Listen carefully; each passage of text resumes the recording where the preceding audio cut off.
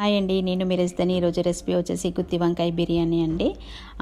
వెల్లుల్లి, అల్లము, పచ్చిమిర్చి, సాజీరా, బగారా ఆకు, ధనియాల పొడి, పల్లీలు, వేయించి పెట్టుకున్న ఆనియన్స్, గరం మసాలా, జీలకర్ర, కొత్తిమీర, పుదీనా, పెరుగు.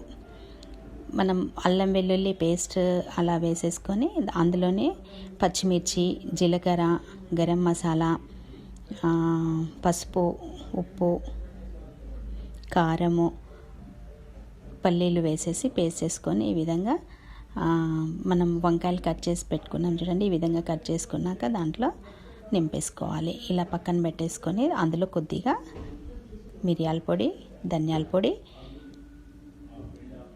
పెరుగు వేసేసి కొన్ని నీళ్ళు వేసేసి పేస్ట్ లాగా చేసుకోవాలి. ఇప్పుడు నేను రైస్ ముందే కడిగి పెట్టుకున్నానండి. అందులో మనం వాటర్ వేసేసి అన్ని గరం మసాలాలు వేసేసి కొంచెం నూనె, సాల్ట్ వేసేసి ఇవి ఒక 60% 70% అలా బాయిల్ చేసేసుకొని ఈ విధంగా ఉడికినాక వాటర్ తీసేయాలి. పక్కన వేరే ప్యాన్ పెట్టేసి అందులో ఒక 4 స్పూన్స్ ఆయిల్ వేసేసి ఈ వంకాయలని మనం మంచి ఫ్రై చేసేసుకోవాలి.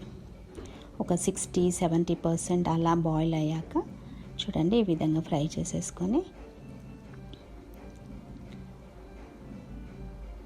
ఆ ఫ్రై వంకాయలన్నీ మళ్ళీ వేరే ప్లేట్లోకి తీసుకోవాలి. అందులోనే ఇంకో స్పూన్ ఆయిల్, ఒక 2 స్పూన్స్ నెయ్యి వేసేసి గరం మసాలాలు వేసేసి ఏదైతే పేస్ట్ మిగిలింది ఉందో అది ఇందులో వేసేసుకోవాలి. చూడండి ఈ విధంగా కలుపుకుంటూ మనము ఎప్పుడైతే ఆయిల్ పైకి తేలిపోతుందో అప్పుడు మనం వేయించి పెట్టుకున్న వంకాయలను కూడా అందులో వేసేసుకోవాలి.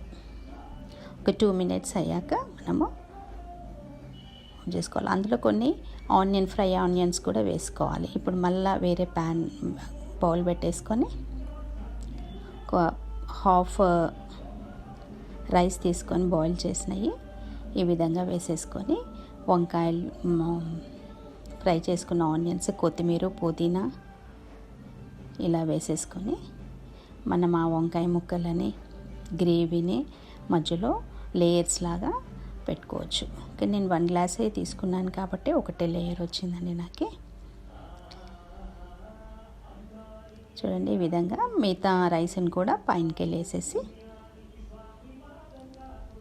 అలా ఫ్రై ఆనియన్స్, కొత్తిమీర, పుదీనా వేసేసి ఒక 2 స్పూన్స్ నెయ్యి వేసేసి లిడ్ పెట్టేసేయాలి. చూడండి రెడీ మన వంకాయ బిర్యానీ.